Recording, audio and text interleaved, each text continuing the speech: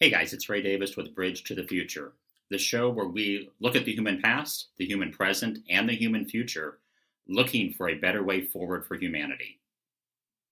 So, once again, the present is taking precedence over the past and the future. We are going to get back to our Star Trek Civilization series here, probably starting with the next episode. But some big news, some good news, and some things to discuss today about what's going on in the present.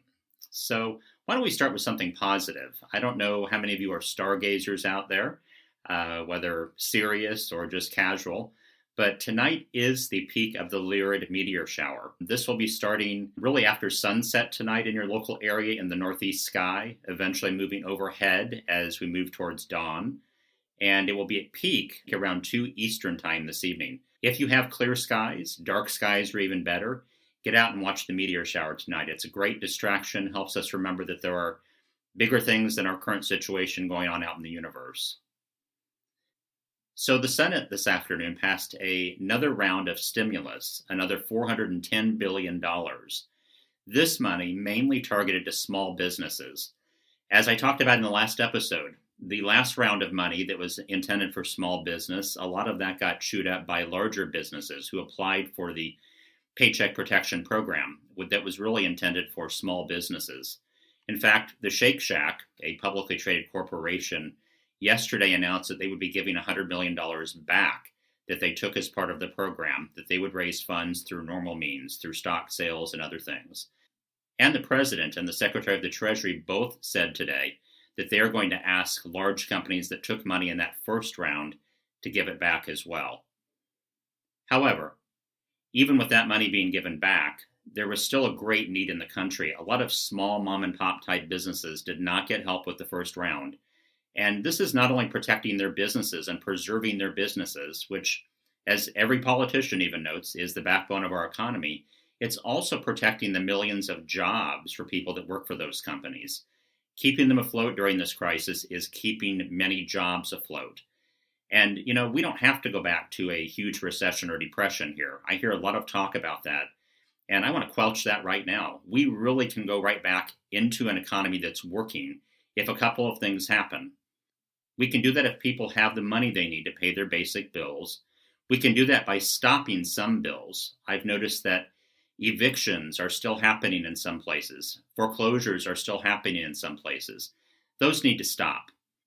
Rents and mortgages should be put on hold for people who are struggling during this crisis, and they should not be penalized for it later.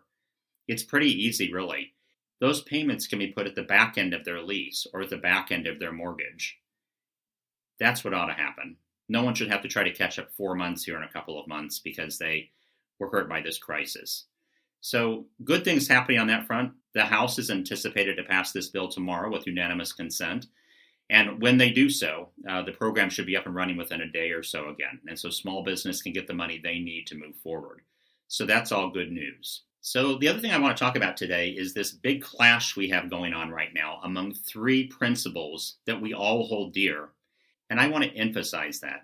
I don't know any American who doesn't hold all 3 of these things dear: their health, their economic well-being, and their freedom.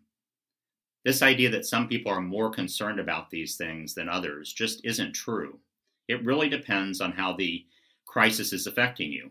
If it's affected your health or the health of someone you know, obviously health is on your mind.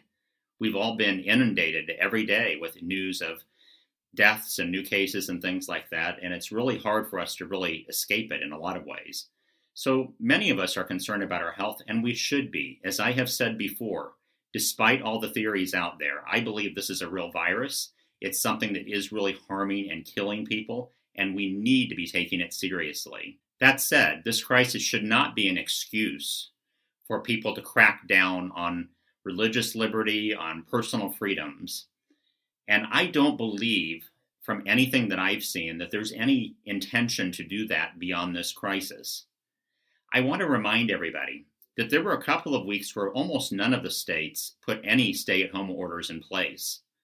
Most of them let people do what they wanted to do while encouraging them to social distance and stay home for a couple of weeks. And many people chose not to do that. Now, I don't like lockdowns and crackdowns, and yeah, they're kind of down any more than anybody else. And I certainly do not want to see our Bill of Rights damaged further from this crisis. But I think we need to get through the crisis first. The number one thing right now is to try to keep as many people safe from this illness as possible. The economic packages that are going through should be starting to get to people, should be starting to help. I think more is needed on that front. I don't think any American should walk away from this crisis worse off than they were before. And we need to figure out a way to do that. And I think we are going to get there.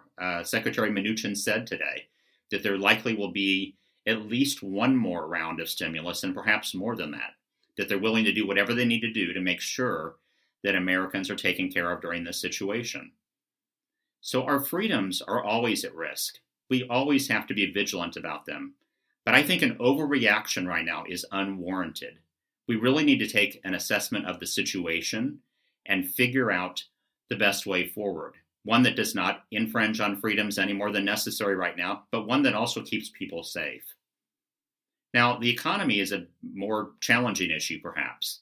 People are feeling a real pinch from the economic situation.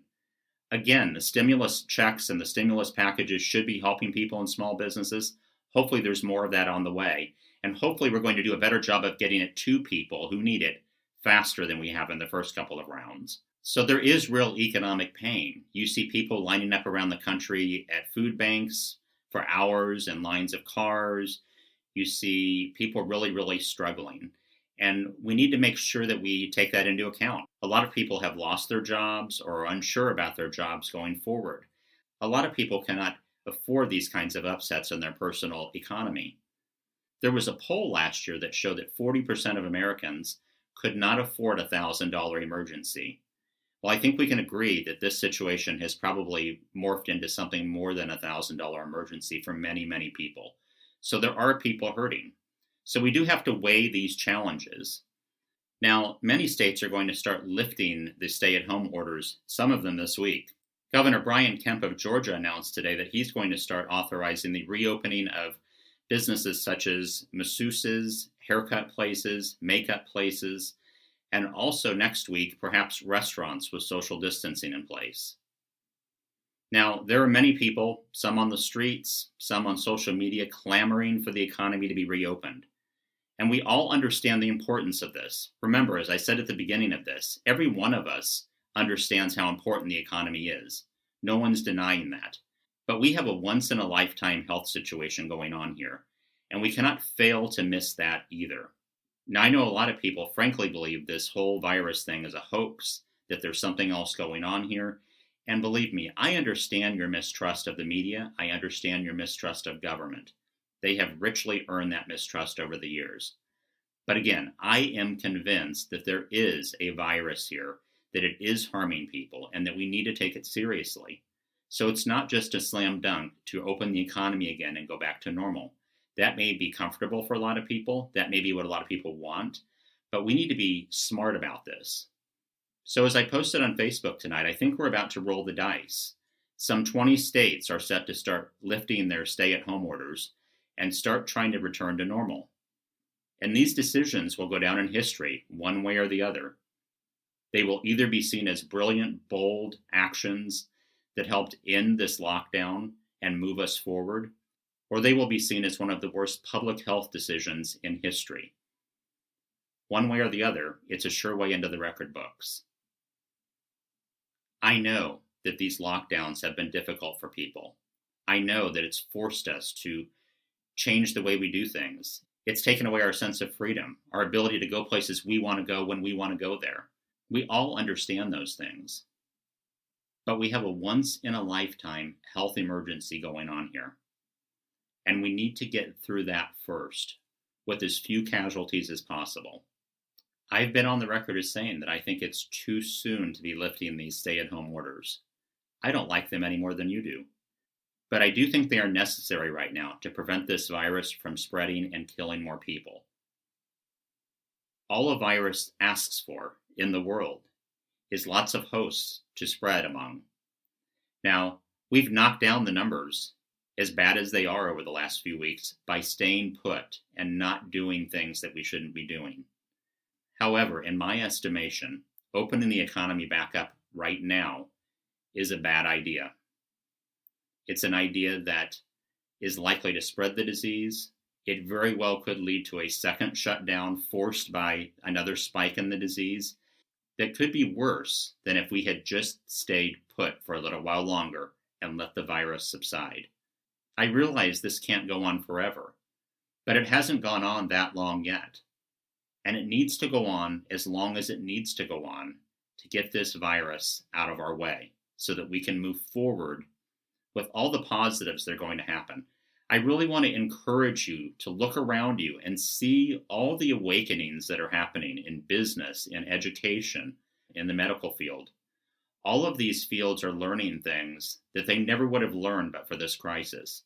And I think we're going to see some real changes in our everyday lives, many of them for the positive, when this is all over. So let's get through this. Sometimes being brave doesn't mean taking the bullet. This isn't a war in that sense.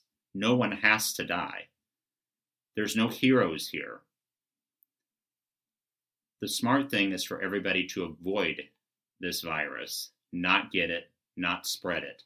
If we all do that for a little while longer, we can move past this and have an interesting memory from 2020.